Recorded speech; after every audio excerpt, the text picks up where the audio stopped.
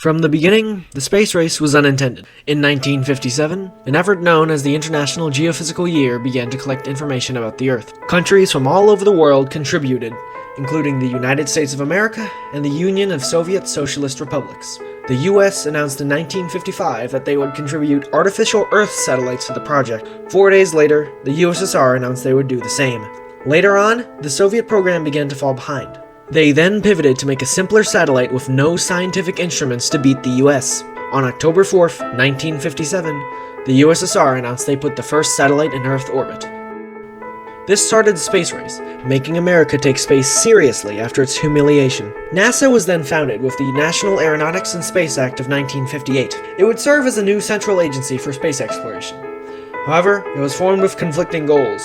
The opening declaration of the act both wanted the, quote, the preservation of the role of the United States as a leader in aeronautical and space science and technology, but also, quote, cooperation with the United States and with other nations and groups of nations.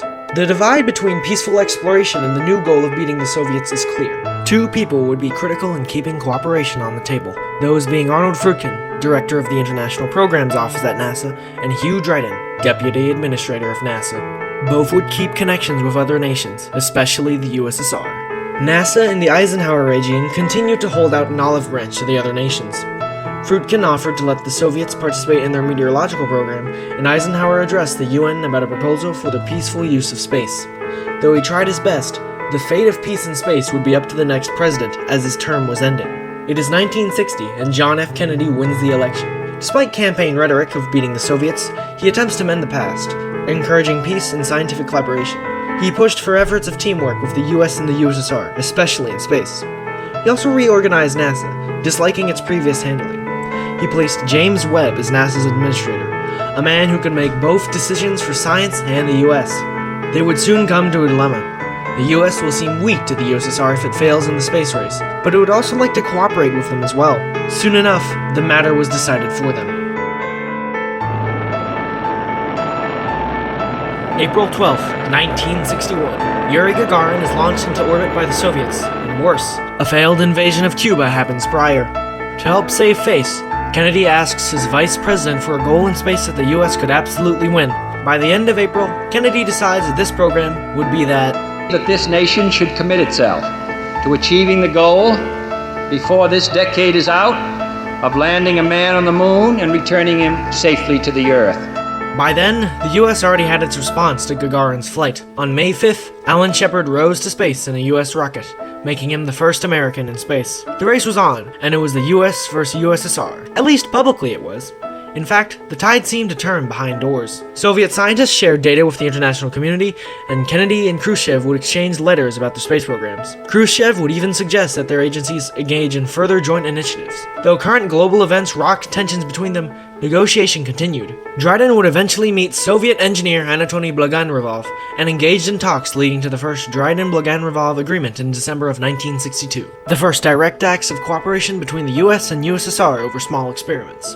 This streak of collaboration even led to Kennedy proposing that the moon landing be a joint mission between the US and USSR. Khrushchev considered it, though Kennedy's death would foil any hope for it.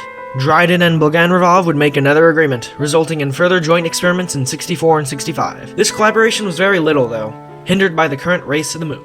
The race would be won in 1969 by the US, with Neil Armstrong stepping foot onto the moon. From now on, full-fledged cooperation could begin, more than just simple experiments or the sharing of data. The US previously refused, fearing the loss of the lunar prize, but with the US having won it, there was no reason to refuse. Further negotiation began from both US and Soviet sides, eventually leading to NASA Administrator George Low and Arnold Fruitkin meeting Soviet mathematician Keldis Vsevolodovich to discuss rendezvous and docking in 1970 and 71. NASA was already planning mission architecture using both Apollo and SOYUZ hardware in preparation. Now it was to be finalized. Various concepts for the mission were considered, with two major problems. The first would be to create a universal docking system between the two crafts, which would already be challenging for engineers, and another would be with crew transfer. The SOYUZ spacecraft had a higher air pressure than Apollo. Transferring from high to low air pressure, if done too quickly, can cause the bends, or decompression sickness.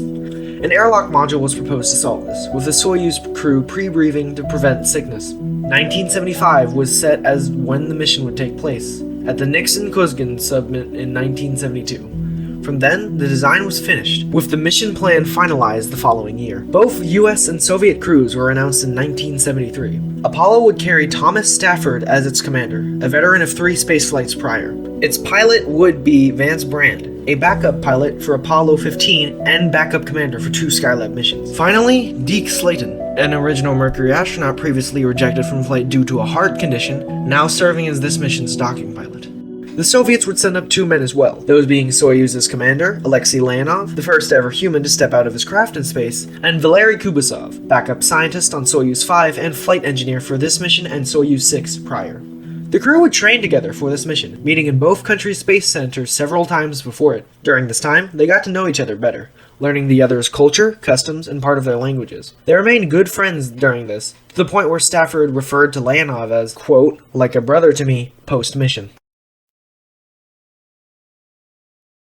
July 15th, 1975. The craft launch hours apart. Soyuz first, Apollo after.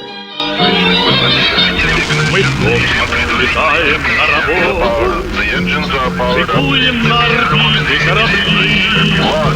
А все идет сначала от первого полета гагаринского первого витка вокруг земли. Командир корабля, названный русский парень, он умеет свою день вселенной подарить. Нет, не зря побывал Гагарин, для нас дороги новые открыть. After Apollo is placed into orbit, it separates from its booster, quickly flipping to connect to the docking module. Once attached, the booster stage is ejected, and the crew spend 40 hours conducting maneuvers to rendezvous with Soyuz. 200 kilometers away, when 35 the next orbit, Capcom gives go for docking. Apollo Houston, I got 2 messages for you. Moscow is go for docking, Houston is go for docking. It's up to you guys. Have fun. The 2 craft slowly approach each other, until...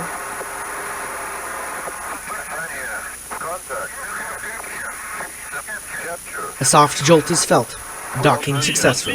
After 4 hours of equalizing pressure in both craft, astronauts Slayton and Stafford climbed into the docking module, then opening the hatch to meet Leonov and Kubasov on the other side. The event is televised globally, the meeting of Soviet cosmonauts and American astronauts. Stafford and Leonov then make a historic handshake. Okay. Here. Glad to see you.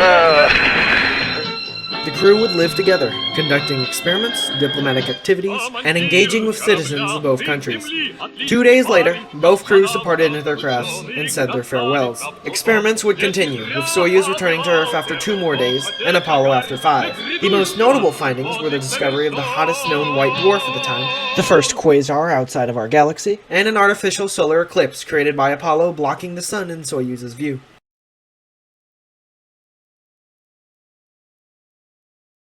The mission was a complete success. The fact that even the US and the USSR could come together for something like this proved that peace is possible, even in a situation like the Cold War. While tensions continued between them, it paved the way for future international projects, both terrestrial and in space. It critically set lines of communication on how another mission like this should be done. The mission's docking system, the APAS, would evolve into the APAS 95, a universal docking port for newer Soyuz variants and the space shuttle. This would be used for future endeavors, such as the docking of a shuttle to the USSR's next station, Mir, and the International Space Station. It would be bittersweet, however. This was the last time an Apollo craft was launched, ending the age when humanity first left home. All manned spaceflight from then was restricted to low Earth orbit. This only changed with NASA's Artemis program in 2019, planning to send humans to the moon again. Said program has global participation as well. Apollo-Soyuz must be remembered, especially as tensions with the US and China rise, risking another Cold War. Both are spacefaring nations. Perhaps they'll take a page out of Apollo-Soyuz and learn what Slayton, Stafford, Vance, Leonov, and Kubasov did in orbit. They didn't see the other as Soviet or American, only as humans, working toward a shared goal. Perhaps this message will be taken into terrestrial politics as well.